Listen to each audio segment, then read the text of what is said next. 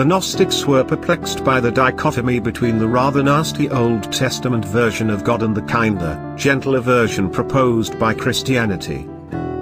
So am I. They could not reconcile these two visions. Neither can I. So, they decided that the Old Testament God had been a rogue, a God who broke away from the real gods, from the pantheon worshipped by the ancient Hebrews, and who had created the world as an act of spite. The world, created for evil purposes, was itself evil. The purpose of Jesus, they maintained, was to show the way back to the real gods by means of the secret knowledge he imparted. I agree. They said this secret knowledge was not for everyone. Only those with the spark of the divine could understand the secrets. Naturally, this was not what early church fathers wanted to portray. Thus, the condemnation as heresy. You've all heard about the Gospel according to Thomas, yet, unlike the Gospels of the New Testament, this text identified itself as a secret gospel. It contains many sayings known from the New Testament, but these sayings, placed in unfamiliar contexts, suggested other dimensions of meanings. Jesus said, "If you bring forth what is within you, what you bring forth will save you. If you do not bring forth what is within you, what you do not bring forth will destroy you." The Gospel of Thomas was only one of the 52 texts discovered at Nag Hammadi. Bound into the same volume with it is the Gospel of Philip, which attributes to Jesus acts and sayings quite different from those in the New Testament. Other sayings in this collection criticize common Christian beliefs, such as the virgin birth or the bodily resurrection, as naive misunderstandings.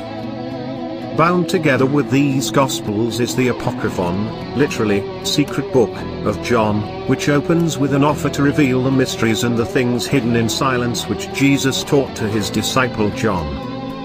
The Gospel of Thomas, although compiled circa 140, may include some traditions even older than the Gospels of the New Testament.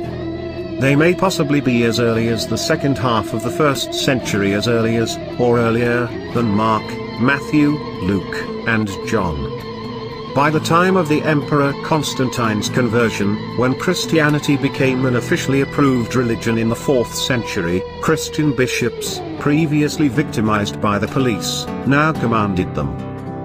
Possession of books denounced as heretical was made a criminal offense. Copies of such books were burned and destroyed. But in Upper Egypt, someone, possibly a monk from a nearby monastery of Saint Pachomius, took the banned books and hid them from destruction in the jar where they remained buried for almost 1,600 years. But those who wrote and circulated these texts did not regard themselves as heretics. Most of the writings use Christian terminology, unmistakable related to a Jewish heritage. Many claim to offer traditions about Jesus that are secret, hidden from the many who constitute what, in the 2nd century, came to be called the Catholic Church. For as those who claim to know nothing about ultimate reality are called agnostic, literally, not knowing, the person who does claim to know such things is called Gnostic, knowing. But gnosis is not primarily rational knowledge.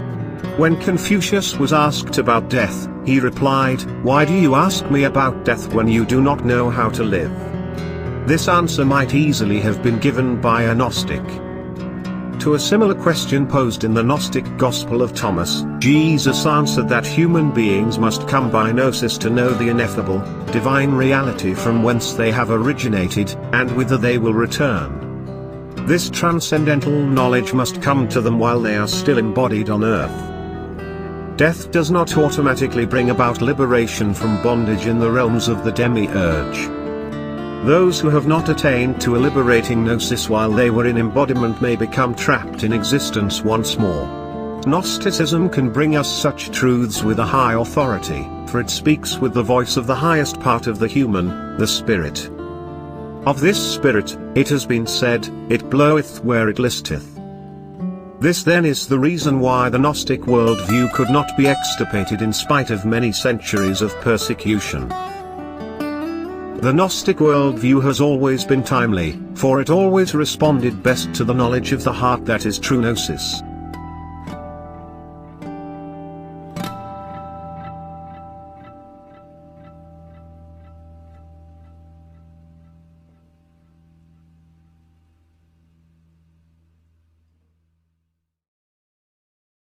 It helps to remember that many things were going on during the rise of Christianity in the 2nd to 4th centuries.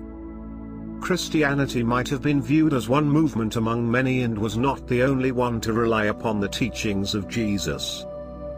It is also true that many of these groups modified their teachings over time, some for good and some for ill. Gnostics certainly didn't see themselves as heretical during these centuries. They would have identified themselves as Christians who had additional knowledge. When Jesus came preaching that he was the Holy Son of God, he changed Jewish thinking that had prevailed for thousands of years.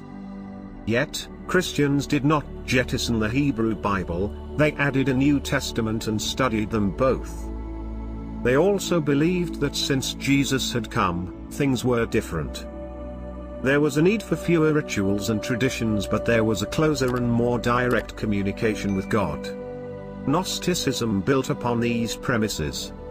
In evaluating the Old Testament, the Gnostics were able to show where things started going wrong. When Moses was communing with Yahweh, he didn't realize that there was actually a higher God. The God that he interacted with in the Old Testament was indeed a lesser God. The Gnostics, especially those who aligned themselves with Seth, the third son of Adam and Eve, believed in an inherent divine spark that preceded birth. Upon death, this spark would allow them to ascend to the pleroma, the fullness of the divine being and the highest spiritual realm. Jesus' teachings fed into these notions. As the Son of God, the true divine being, Jesus showed an elect few the actual truth. Gnostics believed that a lesser God, an inexperienced God, created the flawed material world. And Jesus showed his followers how to escape to the higher realm. Plato and Hellenistic philosophers, who saw a distinction between good and evil, had already voiced such ideas. The divine spark was needed in order to transcend this world and achieve the spiritual level required for attaining the pleroma. To the uninitiated, the Apocryphon of John might be dismissed as simply one more Gnostic text. However, by using a revelatory framework, the author was able to explain the fundamental concepts of Gnosticism.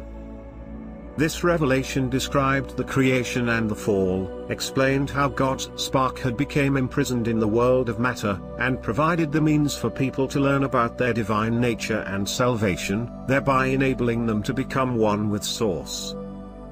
This was a call for reflection and self-awareness. Only then could people understand that the way of salvation was not to worship gods in a material world but to recognize the divinity within themselves. The book opens with John, the son of Zebedee, being questioned by a Pharisee. The Pharisee asked, "Where is your teacher, whom you have been following?" John replied, "He has returned to the place from which he came." The Pharisee then began to criticize Jesus' teachings, calling them lies that went against tradition. These words were very upsetting to John, who went off to pray in solitude. While John was pondering the questions of Jesus' origin and purpose, he witnessed the opening of the heavens and all creation was lit up. Needless to say, he was terrified. Suddenly, the light was standing next to him. At first, he saw a child in the light, then the image went through several transformations. Altogether 3 forms appeared. One of the forms spoke to him, asking why he was filled with doubt. The voice then identified himself as the Father, Mother, and Child, the incorruptible and undefiled one who came to explain about the invisible and the visible, as well as perfect humanity. John wasn't sure he would be able to understand it, but Jesus assured him. He went on to explain that the One is sovereign, the divine and Father of all. He is not only invisible, but also does not exist within anything inferior because, in fact, everything exists only within him. He is eternal, needing nothing because he is complete. He is illimitable, immeasurable, unutterable, and without a name. He is greater than perfection, bigger than little and smaller than big. He is without time or existence. The perfect one is the world that gives a world, life that gives life, good that gives goodness, mercy that gives mercy, and so on. He is the head of everything, and we could have no knowledge of him at all without the Father's revelation through Jesus. Inconceivable perfection is one way of expressing this divine principle. From this divine principle came a thought, a feminine divine entity. Though typically referred to as she, this thought is really the elemental father and mother complete. The one, the monad. Light and mind were among the first to be created and, under the direction of the monad they, in turn, started creating other eons. Eventually, there would be 365 eons.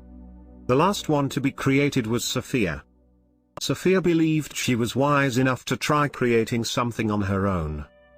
Without any direction or consent from the monad, she created Yaldabaoth, who had the form of a lion-faced serpent with eyes that flashed like lightning.